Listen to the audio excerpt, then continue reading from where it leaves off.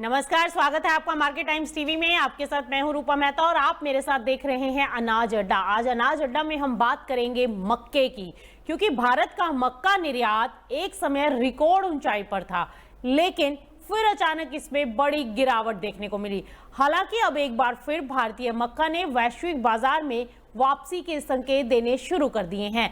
अब पीटा के ताजा एक्सपोर्ट आंकड़ों के मुताबिक 2020-21 में भारत ने करीब 634 मिलियन डॉलर मक्का निर्यात किया था, जो 2021-22 में बढ़कर 1020 मिलियन डॉलर के पार पहुंच गया। आपको बता दें कि इसके बाद 2022-23 में भी मक्का निर्यात ने नया रिकॉर्ड बनाया था, जैसा कि आप चार्ट पर देख पा रहे हैं, और एक्सपोर्ट वैल्यू इसकी करीब 1116 मिलियन डॉलर तक पहुंच गई।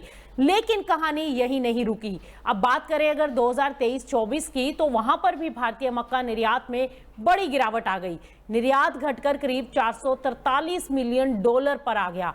वहीं 2024-25 में ये और कमजोर हो गया और फिर सिर्फ 201 मिलियन डॉलर पर सिमट गया। हालांकि 2025-26 के अप्रैल से फरवरी के आंकड़ों में हमें सुधार देखने को मिला। इस दौरान मक्का निर्यात करीब 321 मिलियन डॉलर तक पहुंच चुका है। अब अगर मात्रा यानी क्वांटिटी की बात करें तो 2021-22 में भारत ने करीब 36,90,000 मीट्रिक टन मक्का का एक्सपोर्ट किया, जो कि 2024-25 में ये गिरकर करीब 5,56,000 मीट्रिक टन पर सिमटा।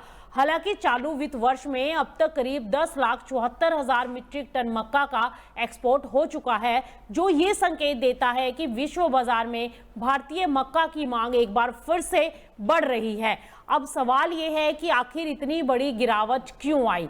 दरअसल पिछले कुछ सालों में देश में एथेनॉल उत्पादन बढ़ने से घरेलू मांग तेज हुई।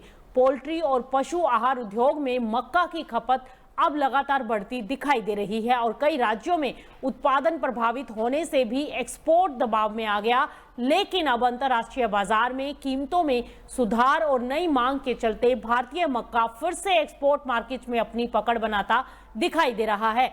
ऐसे में ये माना जा रहा है कि अगर उत्पादन इस बार बेहतर रहा और सरकार की नीति सहयोगी रही, तो आने वाले समय में भारत का मक्का निर्यात एक बार फिर से नई ऊंचाइयों को छू सकता है।